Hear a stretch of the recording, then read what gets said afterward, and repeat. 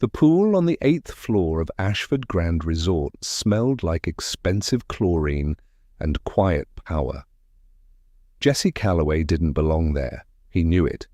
Every polished marble tile reminded him. It was 11:22 p.m. on a Thursday in late April. Santa Barbara's coastal wind pressed against the floor-to-ceiling glass panels surrounding the infinity pool. Jesse was crouched beside the circulation pump housing, flashlight between his teeth, replacing a corroded pressure gauge that the day crew had flagged and ignored for 3 weeks. He wore navy coveralls with the Ashford logo on the chest, the same logo on the termination letter currently sitting in his truck's glove compartment, unsigned. He had until Friday to sign it or contest it. He planned to contest it. He had no money for a lawyer, no union rep, and no real evidence yet, but he planned to contest it anyway. That was the kind of man Jesse Calloway was, not smart about survival, just stubborn about what was right. His daughter, Nora, had drawn him a picture that morning before school. A man with big arms and a wrench. Underneath, in 6-year-old handwriting, "Daddy fixes things." He'd folded it carefully into his breast pocket, right above his heart, the way other men carried photos. He hadn't told Nora about the termination letter. He hadn't told her about the court date in 11 days, when a judge would decide whether she stayed with her father or moved to her maternal grandparents' estate in Montecito, 12 miles away and a universe apart. He hadn't told her any of it because Nora still believed her father could fix anything. He intended to keep it that way for as long as he could. Jesse finished tightening the last bolt, clicked off his flashlight, and stood. His left shoulder ached. It always did at night, ever since the accident. He rolled it once, twice, and picked up his toolbox. That's when he heard it. Not a splash, not a scream, just a single sharp sound, like something solid meeting water without preparation. Jesse turned toward the pool. The surface was moving in wide, urgent rings. There was no one standing at the edge. There was no one anywhere, just the rings spreading outward, and the shape of something dark beneath the surface, not moving the way a swimmer moves. He dropped his toolbox. He was in the water before he finished his next breath. The woman wasn't struggling anymore, and that was the most dangerous sign of all. Jesse's body remembered things his mind had tried to set aside. 6 years of open water rescue. Santa Barbara County Fire, Station 11. He had pulled 41 people from the Pacific Ocean. Surfers, kayakers, a 9-year-old boy who drifted 300 yards from shore on an inflatable flamingo. He knew what near drowning looked like. He knew what it felt like under his hands. He got beneath her in 4 strokes, hooked his right arm across her chest the way they trained you. Firm, diagonal, head above the plane of the water, and pulled for the pool's edge. She wasn't fighting him. That was good. It was also terrifying. He got her over the edge, concrete, wet, cold. He pulled himself out beside her and immediately turned her onto her side. She had water in her airway. He could hear it. He positioned his hands, tilted her chin, and within 40 seconds she coughed, hard, full body, and the water came. She gasped. Then again. Then her eyes opened. They were dark brown, confused, not afraid. And that surprised him. Most people who'd just almost drowned looked afraid. She looked like someone doing rapid calculations. "Don't sit up yet," he said. "Give it a minute." She didn't argue. She lay on her side on the pool deck, chest heaving, staring at the glass panels and the black water beyond them. Jesse sat back on his heels. His shoulder was on fire. He torqued it, pulling her weight over the edge. He pressed his palm against it and breathed. "You were standing at the edge," he said. Not an accusation, just piecing it together. Checking the lighting calibration on the underwater LEDs. Her voice was steady, startlingly so. The remote app wasn't syncing. I leaned over to see the panel from the east side. A pause. The deck was wet. The drain seal on the east side has been leaking for 2 weeks, Jessie said. It was on my repair list. She turned her head and looked at him for the first time directly. He was still in his coveralls, soaking wet, kneeling beside her on an 8th-floor pool deck at 11:31 p.m. "You work here," she said. "For now," he answered honestly. She studied him. There was something measuring in her gaze, not suspicious, precise. Then she asked the question that would follow Jesse Calloway for the rest of his life. "Will you stay?" she said quietly. "If I undress?" Jesse didn't move. The question hung in the chlorine-scented air between them, and for exactly 4 seconds he had no idea what to do with it. She was still lying on her side. Her silk blouse, cream, now translucent with water, was plastered against her. Her dark hair was flat against her face. There was nothing provocative about the moment. There was only a woman who had almost drowned asking a strange question with the kind of voice that was used to being answered. "I need to get this off," she said, pulling at the collar of her blouse. "I can't breathe properly. The fabric—" She coughed again. "I'm not asking you to look. I'm asking you not to leave." Jessie understood then. She was alone. It was nearly midnight. She was on an 8th-floor pool deck, soaking wet, with a stranger she'd just met over the side of a pool. If he left, she'd be alone while her body was still processing and near drowning. Her hands were shaking. He could see it now. And she didn't want to be alone while her hands were shaking. "I'll stay," he said. He turned away, facing the glass panels and the city lights beyond. He heard the soft sounds of wet fabric. He heard her controlled breathing, evening out. He heard her sit up. He could tell from the shift of sound. "Okay," she said. He turned back. She had wrapped a towel around herself. From the rack, near the lounge chairs which he hadn't even noticed. She was sitting upright now, hands flat on the concrete, the way you sit when you're telling your body it survived. "Thank you," she said. And she meant all of it. The water, the staying, the turning away. "You should see a doctor tonight," Jessie said, "even if you feel fine. Delayed pulmonary response can—" "I know what it can do." She looked at him. "You're not just a technician, are you?" It wasn't a question.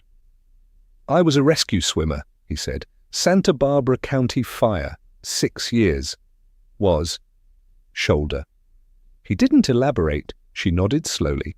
Then she said, "What's your name?" "Jesse Calloway." Something shifted in her expression, almost imperceptibly. She recognized the name. He could see it. But her face gave nothing else away. "I'm Serena Ashford," she said. Jessie said nothing for a moment. Then he understood exactly how complicated the next few hours were about to become. Word count, 408 part 4. The Ashford name. Jessie had heard the name Ashford approximately 400 times in the past 2 years. It was on the building. It was on his paycheck. It was on the letter in his glove compartment telling him his services were no longer required at Ashford Hospitality Group, signed by Conrad Ashford, Executive Vice President, dated March 14th.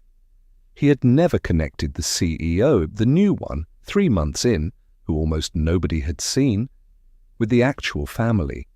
He'd assumed she was a hire, a professional brought in to replace the founder after the old man died. He had not assumed she was an Ashford. Serena watched him process it. She was good at reading people, and he could tell that too. She'd probably been doing it her whole life, growing up in a family where information was currency. "You know the name?" she said. "I work for the company." Present tense, she noted. "For another He checked his watch. 31 hours, give or take. Serena was quiet. A gust came off the ocean and moved through the gap in the glass panel, the one maintenance had been requesting permission to reseal for 6 weeks without approval. She pulled the towel tighter. "Conrad's doing," she said. Not a question. Jesse didn't answer.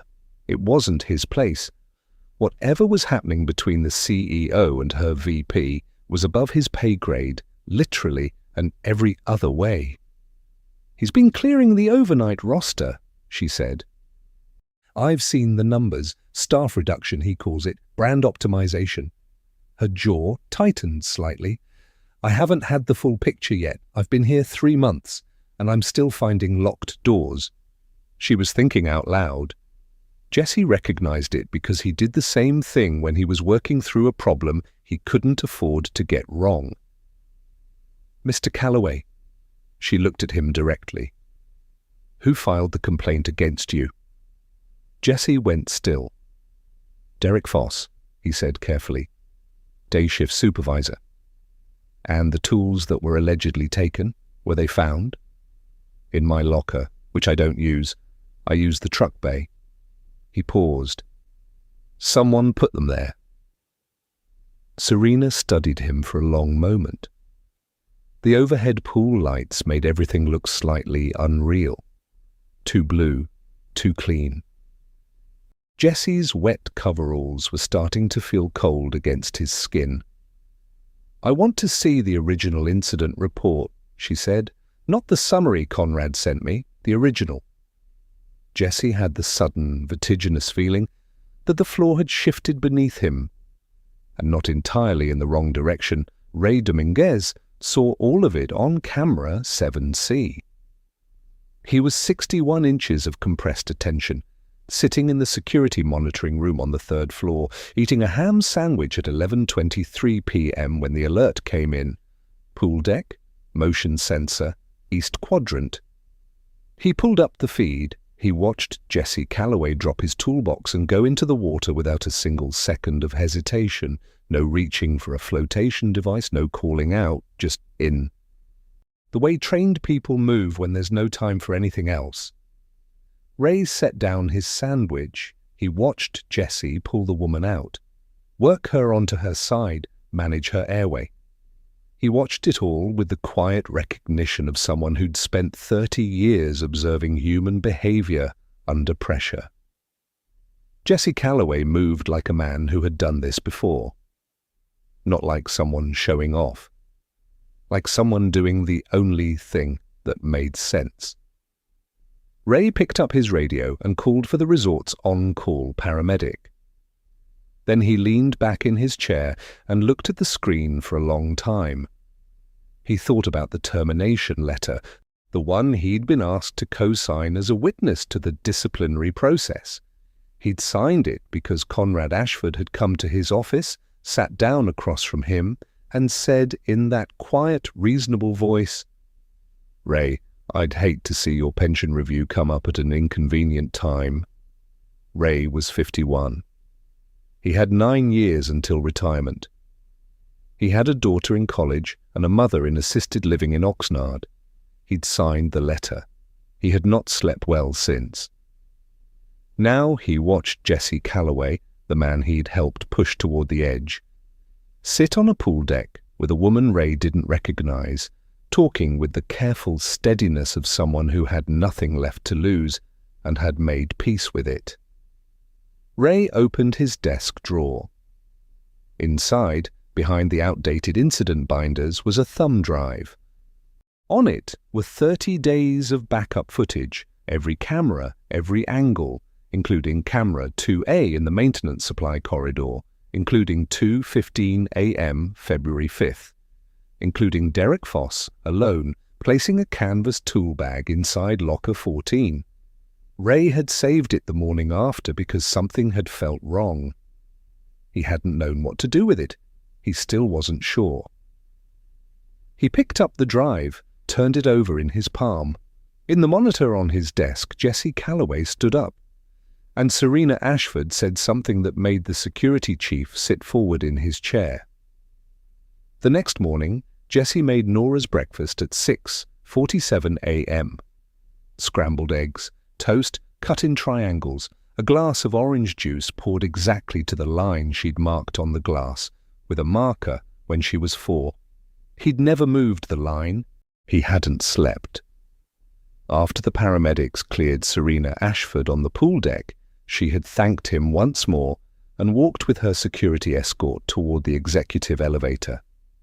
She hadn't made promises. She hadn't said anything that could be quoted. But before the elevator doors closed, she'd looked at him with that same precise expression and said, "Don't sign anything before Monday." It was now Friday. Jessie had 48 hours. Nora came to the kitchen in her socks and her pajamas with the yellow stars, carrying a small stuffed elephant named Gerald. She climbed onto her stool and immediately picked up a triangle of toast. "You look like you didn't sleep, Daddy." "I'm fine." "Your eyes are doing the thing." "What thing?" "The thing where they look at something that's not here."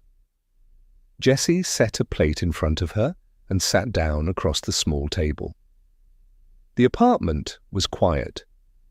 Through the kitchen window, the Ventura morning was grey and salt-smelling. "Can I ask you something?" Nora said. "Always." "If the judge says I have to go live with Grammy and Grandpa Lau—" She said it carefully, the way children say things they've been practicing. "Do you think Gerald can come?" Jessie's hand, reaching for his coffee cup, stopped. He looked at his daughter. She was eating her toast, eyes on her plate, trying very hard to seem casual about the most important question she'd ever asked. "You're not going to live with Grammy and Grandpa Lau," he said. "But if—" "Nora!" She looked up. Her eyes were her mother's eyes, Amelia's dark, direct, slightly too old for her face eyes, the kind of eyes that didn't accept comfortable lies. "I would fight for you," Jessie said.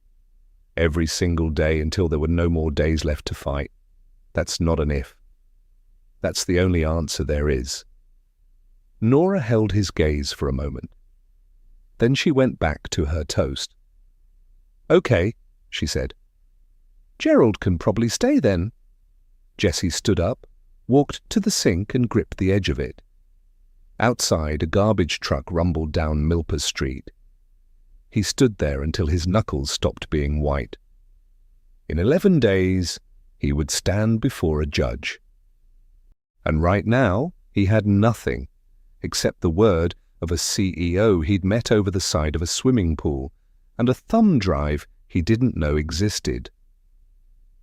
Conrad Ashford arrived at the resort at 7:15 a.m. on Friday, which was 45 minutes earlier than usual, which meant something had reached him. He wore a charcoal suit, no tie. His silver hair was perfect. His shoes made a specific sound on marble, unhurried, deliberate, the sound of a man who had never needed to rush because the world had always waited. He went directly to his office on the 11th floor, closed the door, and called Derek Foss. "Tell me what happened on the pool deck last night," he said. Derek told him what the overnight log said, incident report filed by the on-call paramedic, Pool Deck East, non-injury rescue, staff member Jessie Calloway credited with assist, subject, Ms. Serena Ashford. There was a long silence. "She was on the 8th floor after 11 p.m., Conrad said. Apparently she was reviewing the lighting system. Serena doesn't review lighting systems at midnight, Derek. Someone told her to go up there." He paused. "Or she was looking for something else. What would she be looking for?" Conrad didn't answer that. He was already thinking 3 moves ahead. He did that well. It was the primary quality that had allowed him to run the operational side of Ashford Hospitality for 22 years under 3 different board configurations. He was not a cruel man, he would have told you. He was a precise one. "The Calloway termination," he said. "I want it processed today, not Monday, today. He hasn't signed the separation agreement." "Then process it as a misconduct dismissal. We have the incident report." "The investigation isn't technically closed, Derek." Conrad's voice didn't rise. It just became very clear. "Close it." After the call, Conrad sat for a moment. Through his window, the resort grounds were waking up. Groundskeepers, delivery trucks, the early breakfast service carts gliding across the courtyard. 22 years, he'd built this into what it was. When his brother, Serena's father, had been alive, the division of responsibility was clean. Garrett handled the vision, Conrad handled the mechanics. It had worked. Garrett was gone now, and Serena was not her father. She asked different questions. She looked at different documents. She'd already requested the full staff roster twice, and last week she'd pulled 3 years of vendor contracts he hadn't expected her to find. He needed Calloway gone before the man had a reason to talk to her. He was already too late on that front, he suspected, but he could still close the loop.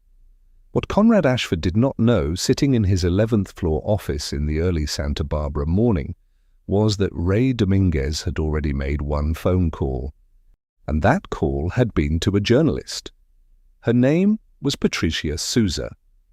She wrote for the Santa Barbara Independent, the kind of paper that covered city council meetings and local restaurant closures, and occasionally, when the material was there, something bigger. She and Ray had met 12 years ago when he'd been a patrol officer with Santa Barbara PD, and she'd been a 26-year-old reporter covering a waterfront development story. He'd given her one quote off the record that had changed the direction of her piece. She had never published his name. He had never forgotten it. She arrived at the resort's employee parking lot at 8:30 a.m. in a 10-year-old Civic and sat in the passenger seat of Ray's Silverado. Ray handed her a sealed envelope. "Thumb drive inside," he said. "Camera 2-A, February 5th, 2:15 in the morning." Patricia didn't open the envelope. She weighed it in her palm. "What am I looking at? A man placing a canvas tool bag in an employee locker that doesn't belong to him." That bag was later cited as evidence of theft in a disciplinary proceeding against a different employee. "The man placing the bag, Derek Foss, day shift supervisor." Patricia set the envelope on her knee. "And you're coming to me now because I signed the witness statement on the disciplinary proceeding," Ray said. "And I shouldn't have, and I need that corrected before it gets used in a court case." "Court case?" "The employee being framed at his custody hearing is in 11 days. His former in-law's attorney received a copy of the Ashford incident report, which is a privacy violation and probably came from above Foss." Patricia was quiet for a moment. Ray could see her doing what she did, arranging pieces, looking for shape. "The new CEO," she said. "Is she aware of any of this?" "I think she's starting to be." "And the employee, Calloway, does he know you're here?" "No." Patricia looked out the windshield at the resort's gleaming exterior. The fountains were running. A bellman was loading luggage onto a cart. Everything looked exactly like it was supposed to. "If I run this," she said, "it needs to be airtight." The drive, a second source, documentation of the privacy violation. "I know." "And you understand your name will be in this eventually?" "I know that too." Ray started the car. Patricia got out and stood on the asphalt, envelope in hand. She looked back at him through the open window and said, "Give me 72 hours. Ray nodded. Neither of them said what both of them knew. 72 hours was a long time when someone like Conrad Ashford was already moving. Derek Foss was 34 years old. He had a wife named Janelle and twin boys who were 8. He coached Little League on Saturday mornings and made a specific kind of chili that his neighbors requested every fall. He was not, by the accounting of anyone who knew him outside the resort, a bad person. He was a person who had been afraid. And fear, when it goes long enough without correction, starts to look like choice. On Friday afternoon at 4:51 p.m., Ray Dominguez knocked on the door of the day's supervisor's office. Derek was sorting shift schedules. He looked up. Something in Ray's face made him stop sorting. Ray closed the door, sat down across the desk, set nothing on the table between them. No folder, no phone, no evidence, just his hands flat. "Your boys are in 3rd grade now?" Ray said. Derek stared at him. "Yeah." "My son was 8 when I made the worst decision of my career," Ray said. "I was on patrol. There was a situation I could have reported and didn't because my sergeant told me not to. I told myself it wasn't that serious. I told myself I had a family to protect." He paused. "I thought about it every day for 4 years. And then the thing I didn't report caught up with someone innocent. And I had to live with that." Derek was very still. "The tool bag, Derek," Ray said quietly. The room was silent except for the ventilation system. Derek Foss put his face in his hands. He didn't say anything for almost a minute. When he lifted his head, his eyes were red at the edges. "Conrad told me it wouldn't go anywhere," he said. "He said they just needed something on paper to process the termination. He said Calloway would take the package and leave, and nobody would have to deal with it." He exhaled. "I didn't know about the custody case. I swear to God I didn't know." "I know," Ray said. "What do I do?" "You write it down," Ray said. "Everything. Names, dates, what was said, who gave the instruction. You sign it. And you give it to me tonight." Derek looked at the photo on his desk, the twins in their Little League uniforms grinning. "Will they press charges?" he said. "That's not up to me, but I can tell you, a man who cooperates early stands in a different place than a man who waits to be found." Derek nodded slowly. He reached for a yellow legal pad. He started writing at 5:03 p.m. He did not stop until 6:47 p.m. The statement was 11 pages long. Serena Ashford had been finding locked doors since she arrived. Not literal ones. She had key cards for every room in the building, but the financial kind, the personnel kind, the kind that were technically open but had been organized so carefully that what mattered was buried under what didn't. She'd asked her assistant to pull the full Q1 staffing reports 3 weeks ago. What arrived was a summary, 12 pages instead of the 140 she'd expected. When she asked for the source documents, there had been a delay. Then another. Friday evening at 7:30 p.m., she sat in her office on the 12th floor with the original incident report that Ray Dominguez had hand-delivered to her executive assistant at 5 o'clock. Not the summary, the original. She read it twice. Then she pulled Jesse Calloway's full personnel file. With the actual one, not the HR summary, Conrad had forwarded. She'd had to request it directly from the system admin, bypassing the normal chain. She expected Conrad would know she'd done it within the hour.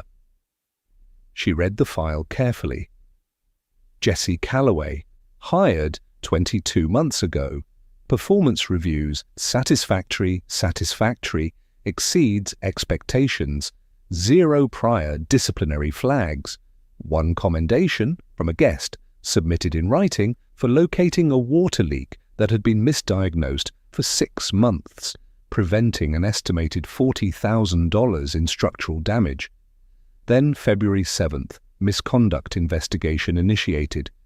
Basis, theft of resort property.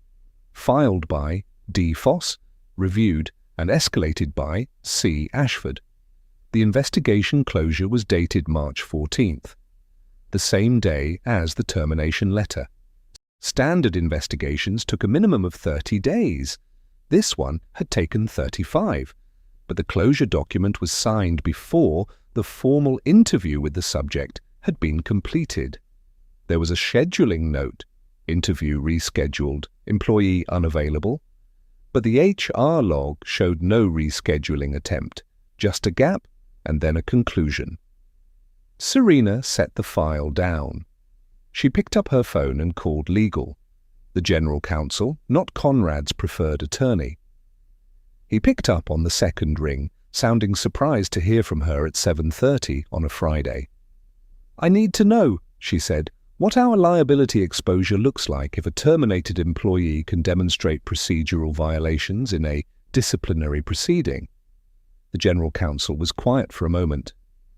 "Significant," he said, "especially if the termination is concurrent with any external legal matter involving the employee." Define external legal matter. Family court, civil litigation, anything that could be framed as interference. Serena hung up. She sat for a moment. Then she said, to the empty room, "Conrad, what did you do?" Raymond Lau had built his legal career on precision. He was 63, a senior partner at Lau & Whitfield in Montecito, and he had spent 4 decades making sure his arguments were clean, his evidence was sourced, and his ethics were documented. He had received the personnel file from Conrad Ashford's office on March 20th via a courier marked confidential. Legal reference. He had not asked where it came from. He had told himself it was information that had been offered, not obtained. He had told himself there was a difference. He used it. Footnote 4 of the custody motion filed April 1st. See attached employment record demonstrating pattern of instability and professional misconduct. On Saturday morning, Raymond Lau received a call from Conrad Ashford. "I need you to request an expedited hearing date," Conrad said, "before Monday." "That's not how family court works, Conrad." "You're creative. Find a reason." Raymond set down his coffee. "Why the urgency?" "There are some personnel matters being reviewed. I'd prefer the Calloway situation resolved before there's any confusion." Raymond had been practicing law for 4 decades. He knew the sound of someone trying to move faster than a problem. He'd heard it in depositions and boardrooms, and once from a man who'd been about to commit perjury. He didn't like the sound. After the call, he sat at his desk for a long time. He thought about the file. He thought about the provenance of the file, which he had not verified. He thought about Rule 8.4 of the California Rules of Professional Conduct. It is professional misconduct for a lawyer to engage in conduct involving dishonesty, fraud, deceit, or misrepresentation. He thought about Jessie Calloway, who he had never met, and a 6-year-old girl he had never seen, and a footnote in a legal filing that rested on a document he could no longer confirm had been legitimately obtained. He picked up the phone and called his paralegal. "Pull the Calloway motion," he said. "All of it. I need to review the sourcing on the employment exhibit." "The hearing is in 10 days. Pull it," he said again, "and get me the California State Bar Conduct Hotline. I need to make a call this afternoon." He poured his coffee into the sink. He hadn't been able to taste it anyway. He called the hotline at 2:17 p.m. He reported himself. The bar investigator who answered had been doing this for 20 years and said afterward that it was the clearest self-report she'd ever received. The Santa Barbara Independent published on Saturday evening at 6 p.m. Digital first, print Sunday. The headline was precise. Internal footage suggests evidence tampering in Ashford Hospitality disciplinary case. Patricia Souza had been thorough. Camera 2-A footage, verified by a forensic video analyst she'd contacted through the UC Santa Barbara Computer Science Department. Derek Foss's statement, redacted to protect his cooperation, but quoted in its substance. A legal expert commenting on the privacy law implications of sharing confidential personnel records with third-party litigants. Conrad Ashford was not quoted. He had not responded to 3 requests for comment. By 7:30 p.m., 3 members of the Ashford Hospitality Board had texted the General Counsel. By 8 p.m., the General Counsel had texted Serena. By 8:45 p.m., Serena was on a conference call with the board's audit committee, not Conrad's usual meeting structure, not the sanitized quarterly review, the raw kind, the kind boards have when something has gone wrong in a way that cannot be smoothed. She had read the article. She had expected most of it. She had not expected the specific detail, buried in paragraph 11, that Conrad Ashford's personal assistant had couriered a document to an outside law firm on March 20th, 1 week after a confidentiality agreement with HR had been signed, 9 days before it appeared as a footnote in a family court filing. The audit committee chair, a woman named Helen Park, who had been on the board since Garrett Ashford founded the company, said, "Serena, what do you need from us?" "Full access to Conrad's correspondence files for the past 6 months," Serena said. "Pulled by IT directly, not through his office. Tonight, if possible." "Done," said Helen. "And I need a special board session Monday morning, 8 a.m. "What are we voting on?" Serena paused. She was looking out her 12th floor window at the lights of Santa Barbara. Below, the resort was running normally. Guests at dinner, valets moving cars, the fountains lit in pale blue. The machinery of a place built by her father, kept alive by her uncle, and apparently rotting in ways she had been too new, too trusting, too slow to see. "Emergency executive review," she said. "Conrad's role, all of it."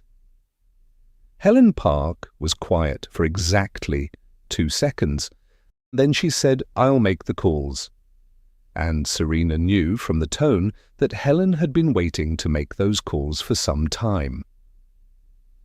Jessie found the article at 9:11 p.m. on Saturday, while sitting at the kitchen table with a cup of cold coffee and the custody filing he'd been reading for the 4th time. The notification came through a local news alert he'd set up months ago with the keywords Ashford Hospitality, a habit born from watching the walls close in and wanting to know when the next thing was coming. He read the headline. He read the article twice. He set the phone down, picked it up, and read it a 3rd time. Derek Foss. Camera 2-A, February 5th. His locker, his tool bag, his name in 11 pages of handwritten statement. He sat very still for a long time. He was not a man who cried easily. He hadn't cried since Amelia's funeral, not because he'd run out of grief, but because Nora had been sitting beside him in the front row and needed to see him hold. But right now, alone in his kitchen on Milper Street at 9:11 on a Saturday night, his eyes did something they hadn't done in 4 years. He pressed the heel of his hand against them, held it there, breathed. Then he got up, walked to Nora's room, and stood in the doorway. She was asleep. Gerald the elephant was tucked under her left arm. Her nightlight, a small moon he'd bought her the Christmas after Amelia died, made the room a soft yellow. Jessie leaned against the doorframe and watched his daughter sleep for a while. He thought about the woman on the pool deck asking him to stay. He thought about Ray Dominguez, who he'd known only as the man who waved at him in the parking lot and left cookies in the security office break room sometimes. He thought about Derek Foss, who he'd never liked but had never imagined, and now had to reckon with, as a man who was also afraid. He thought about Serena Ashford saying, "Don't sign anything before Monday." He hadn't. He went back to the kitchen and picked up his phone. He scrolled to the number he'd been given, a direct line, she'd said, for anything urgent. He typed, "I saw the article. Thank you for what you're doing. I don't know what Monday looks like, but I'll be there." He stared at the message for a moment. Then he sent it. 3 minutes later, his phone lit up with her reply. 3 words that would change everything about how he understood the next 48 hours. The 3 words were, "Bring your daughter Jessie," read them 4 times. He didn't know what they meant in the context of Monday morning. He didn't know if it was strategy or instinct or something else entirely, but he understood in the way you understand things that don't require explanation.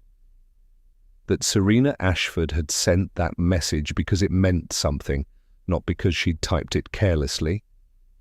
He put Nora's lunch together for Sunday while he thought about it.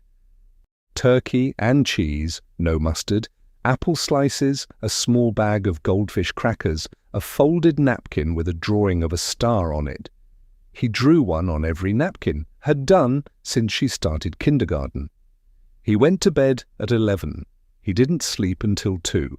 Sunday passed the way. Sundays pass when you are waiting for something enormous, too slow and too fast at the same time. He took Nora to Chase Palm Park in the morning. She ran ahead of him on the path beside the creek, Gerald tucked under her arm, narrating to the elephant everything she saw. A duck, a man with a red bicycle, a cloud that looked like a boot. Jessie walked behind her with his hands in his pockets and the ocean wind at his back. This was what he was fighting for. Not a verdict, not a salary. This specific thing, a 6-year-old who talked to a stuffed elephant about clouds that looked like boots. In the afternoon, Nora asked if he would read to her.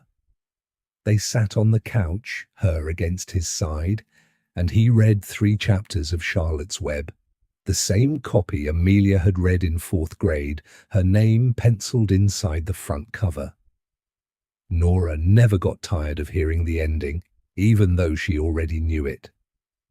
Every time Wilbur cried for Charlotte, she pressed closer into Jessie's arm and made a small sound. At 6 p.m., his phone rang. Unknown number. "Mr. Calloway," said a voice he didn't recognize. "My name is Helen Park. I'm on the board of Ashford Hospitality. I'm calling because Serena asked me to reach you directly." A pause. "We would like you to be at the resort at 8 a.m. Monday. Not as a former employee, as a witness." Jessie closed Charlotte's Web carefully, Amelia's penciled name facing up. "A witness to what?" he said. "To the truth," Helen Park said. "We've been missing it for some time." Nora looked up at him from the couch. He met her eyes. He put his hand on top of her head. The lobby of Ashford Grand Resort at 7:58 a.m. on a Monday in late April looked the way it always did. Marble, light, the quiet professionalism of staff who'd been trained to make everything appear effortless. Jessie stood inside the entrance in his best clothes, dark jeans, a grey button-down, clean boots. He'd ironed the shirt at 6:30 a.m. while Nora ate her triangle toast. She stood beside him now, holding Gerald, wearing the navy dress with white dots that she'd chosen herself because she said it made her look serious. "Are we going to a meeting?" she'd asked in the car. Something like that. "Will there be snacks?" Probably not. She'd accepted this with the equanimity of a child who trusted that the adult beside her had a plan. Ray Dominguez was waiting near the concierge desk. He was in his full uniform, not the soft clothes he wore on overnight shifts.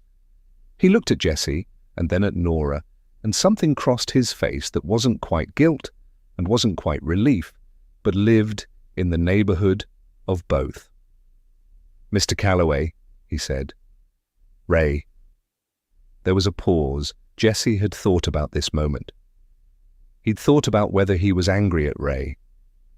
He'd decided he was, and also that it wasn't the most important thing right now. "The statement you gave," Jessie said. "I know it cost something." Ray looked at Nora for a moment, then back. "Not enough, not yet."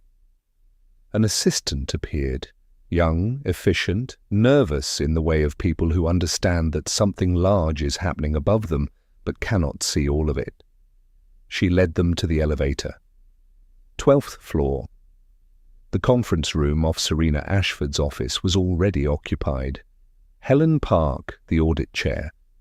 2 other board members Jessie didn't know. The general counsel, a woman from HR he recognized but whose name he hadn't learned. A man with a laptop he suspected was from IT, and Serena. She was standing at the window when they came in, looking at the water. She turned when they entered. Her gaze went to Jessie first, the same measuring, direct gaze from the pool deck. Then it dropped to Nora. Nora looked up at her. "Are you the lady Daddy rescued?" Nora said. A room full of board members and legal counsel went completely silent. Serena crouched down to Nora's level. "I am," she said. "Your dad is very brave." "I know," Nora said simply. "He fixes things." The general counsel, later, would say, that was the moment the room changed. Everyone in it had read a file. But no one had met Nora before. Conrad Ashford arrived at 8:09 a.m. He paused in the doorway of the conference room for exactly 2 seconds, long enough to take in the configuration. Helen Park at the head of the table. Jessie Calloway seated at the left, a small girl beside him with a stuffed elephant. Ray Dominguez standing against the wall, the IT analyst, legal.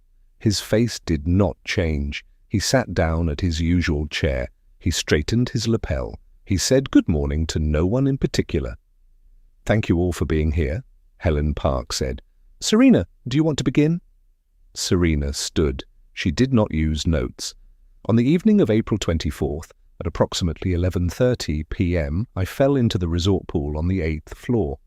Jessie Calloway, then a maintenance technician completing his final scheduled shift, entered the water and performed a water rescue that the attending paramedic subsequently confirmed was executed with professional-level competence. She looked at Conrad steadily. "Mr.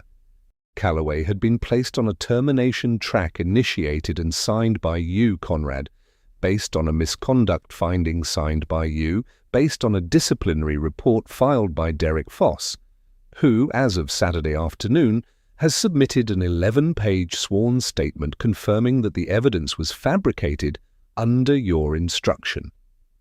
Conrad said nothing. His hands were flat on the table. His expression was the expression of a man who had spent decades controlling rooms. "Additionally," Serena continued, "our general counsel has confirmed that a confidential personnel record belonging to Mr. Calloway was transmitted on March 20th from your office to Lau and Whitfield in Montecito, where it was subsequently used as evidence in a family court filing affecting Mr. Calloway's custody of his daughter." She paused. "That transmission violated 3 separate provisions of California Labor Code, as well as the confidentiality agreement you signed in February." A board member to Helen's right, a man Jessie didn't know, it said quietly, "Conrad, what do you want to say?" Conrad looked around the table. For the first time, something moved across his face that wasn't composure. "The company was in debt," he said. "Structural, operational debt that Garrett refused to address for 15 years. I made decisions. Not all of them were—" He paused. "I made decisions." "Yes," Helen Park said. "You did." She opened a folder, slid a single document across the table to Conrad. He looked at it for a long time. Then he picked up the pen she'd placed beside it. And the room watched Conrad Ashford sign his own resignation in silence. Justice, Jessie had always thought, was supposed to feel like something large. A door kicked open, a verdict announced, a crowd. It felt, in practice, like a room going quiet while a man signed a piece of paper. Conrad Ashford stood up, straightened his jacket, and walked out of the conference room without speaking to anyone. His footsteps in the corridor were the same as they'd always been, measured, deliberate. Then the elevator doors closed and the sound stopped. The room held its breath for a moment. Then Helen Park said, "All right, let's talk about what comes next." What came next took an hour and 20 minutes. Jessie sat at the table. Nora had been taken to a small adjacent sitting room with the assistant and a box of markers she'd been given, and answered questions with the same careful honesty he'd been applying since the beginning. What he knew, when he knew it, what he'd seen, what he hadn't. The General Counsel walked him through the formal reinstatement, back pay for the period of the investigation, his final 4 months of salary paid in full. A written retraction of the misconduct finding placed in his permanent file with a notation of its fraudulent basis. Jessie listened to all of it with his hands clasped on the table. When the General Counsel finished, Jessie said, "The custody hearing is in 9 days. "We're aware," Serena said.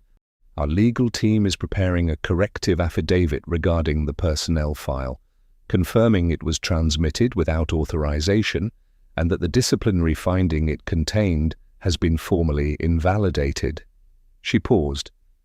"Raymond Lau's office called this morning.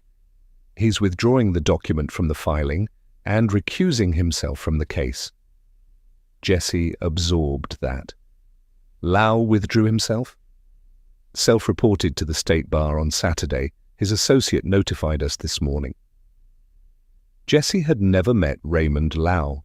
He'd spent 9 weeks thinking of him as an adversary. Now he sat with the strange, uncomfortable knowledge that the man had chosen to do the right thing at significant personal cost.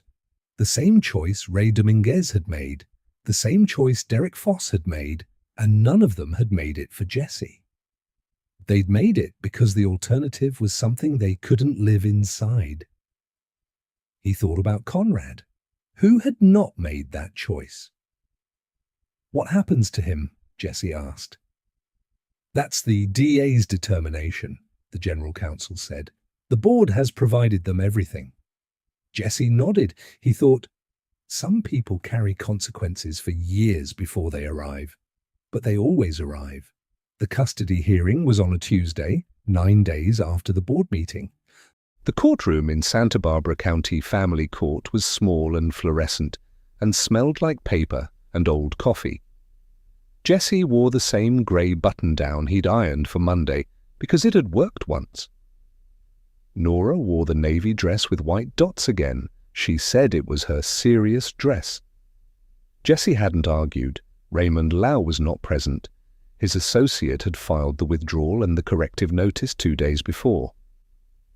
The opposing counsel was now a different attorney, younger, less prepared, who had received the case on 48 hours' notice when Lau stepped down.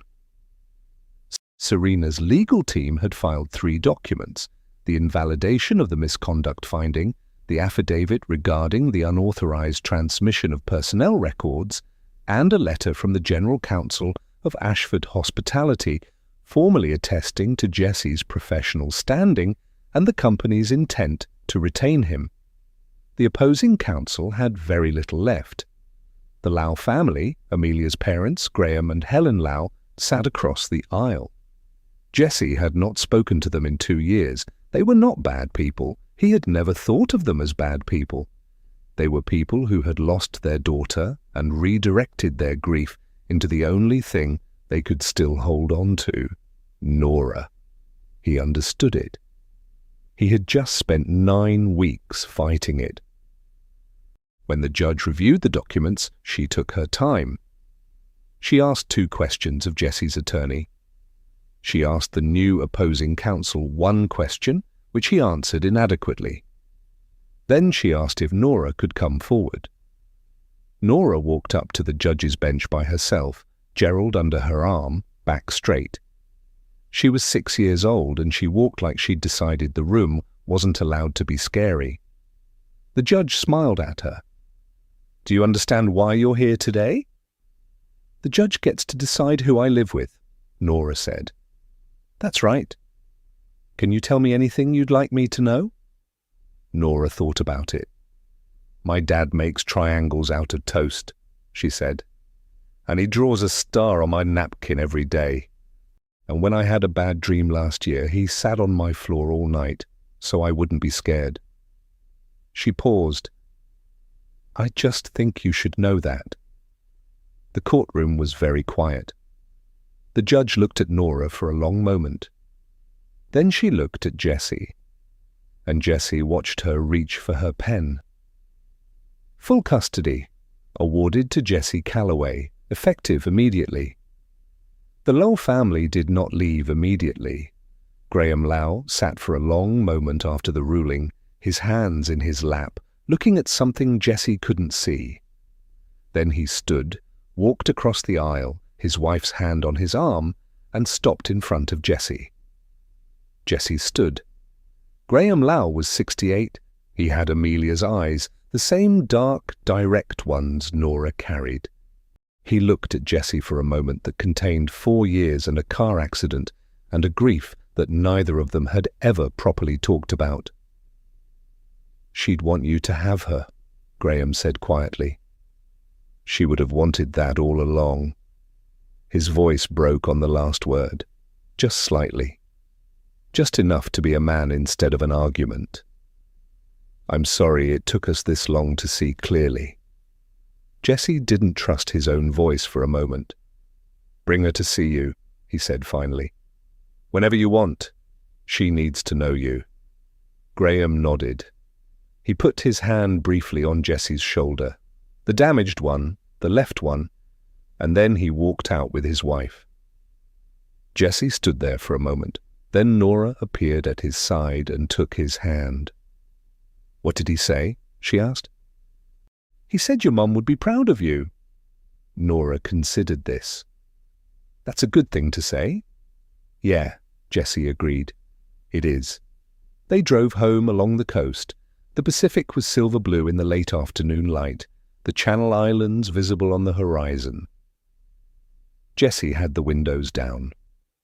Nora had Gerald pressed against the glass so the elephant could see the water. That evening, he made dinner. Real dinner, not the quick assembly meals of the past 9 weeks. Pasta, garlic bread. He let Nora grate the parmesan, which she took very seriously. After dinner, after the dishes, after Nora's bath, and the 3 chapters of Charlotte's Web, they were close to the end now. He sat on the apartment steps in the dark with a beer he'd been saving for something. He looked at the Ventura street, at the ordinary Saturday evening ordinariness of it. He thought about the pool, the chlorine smell. The moment before he jumped, he hadn't thought about whether it was worth it. He'd just done it. And everything after, the reinstatement, the hearing, the verdict, Graham Lowe's hand on his shoulder had been built on that one moment of not thinking and just acting.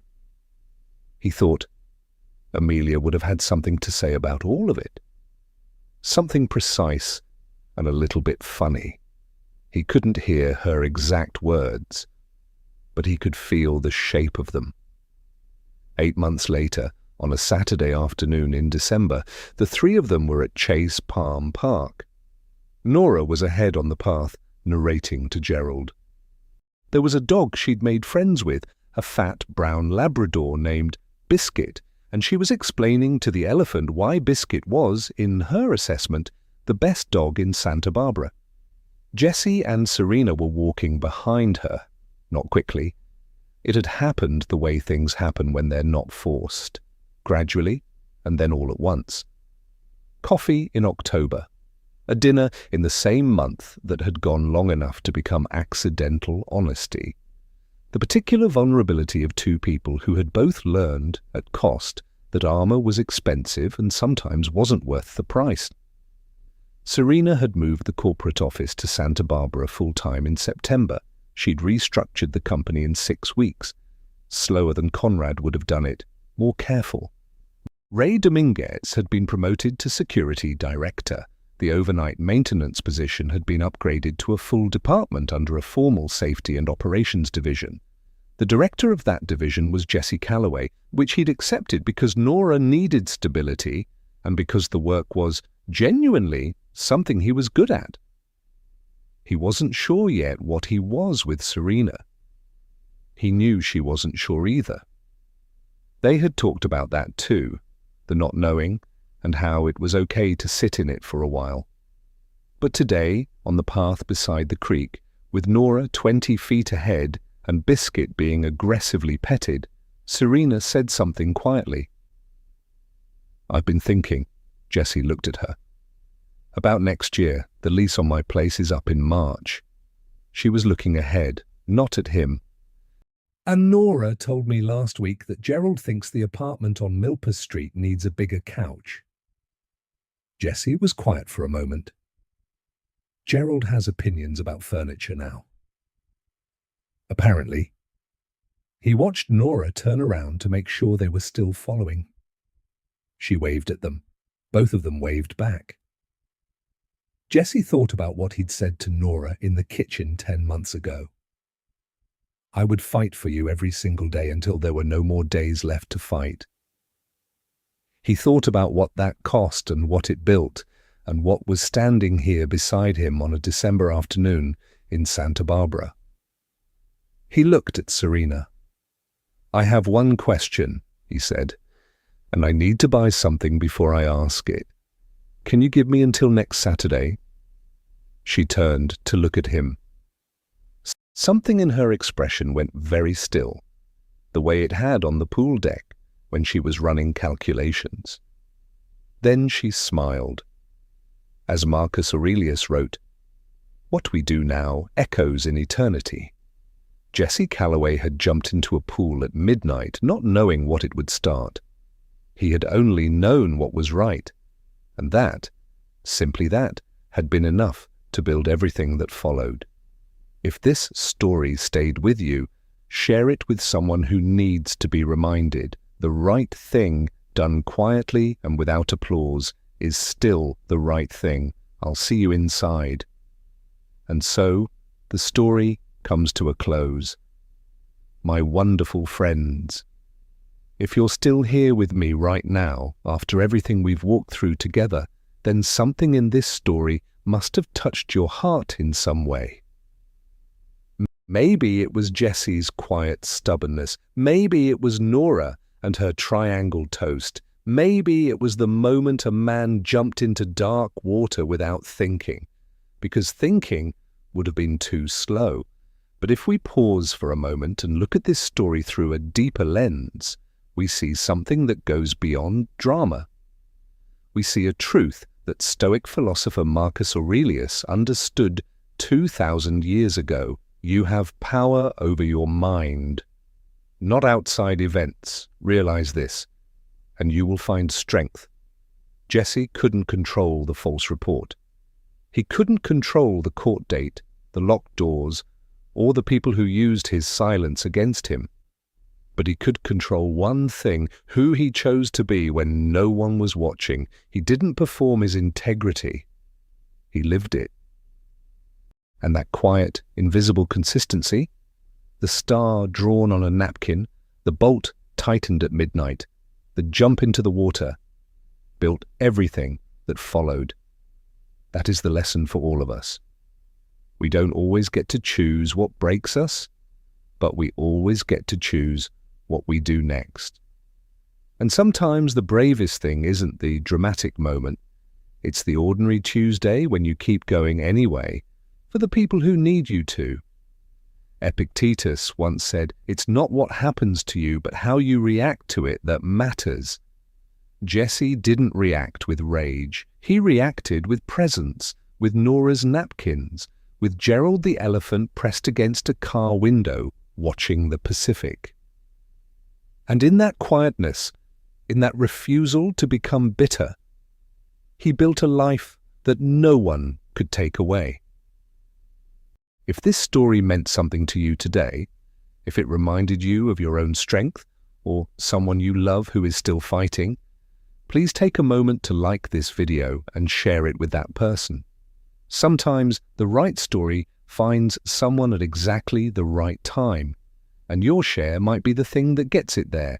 Subscribe to the channel so we can keep bringing you stories that don't just entertain, but remind you who you are when things get hard. Thank you, truly, for being here until the very end. I'll see you inside. Before we close, we want to be transparent with you because you deserve honesty. This story is a work of fiction created entirely for storytelling and entertainment purposes. All characters, including Jesse Calloway, Nora, Serena Ashford, Conrad Ashford, Ray Dominguez, and all others, are fictional. The events, companies, locations, and situations portrayed in this video are imagined and designed to explore universal themes: integrity under pressure, the love between a parent and child, betrayal, and the quiet courage it takes to keep doing the right thing when everything is working against you. No real person, organization, or event is depicted or intended. Any resemblance to actual individuals or real-life circumstances is purely coincidental. The emotions in this story are real because human experiences of loss, injustice, and resilience are universal. But the characters and their journey exist only within this narrative. Thank you for watching. Thank you for feeling it with us.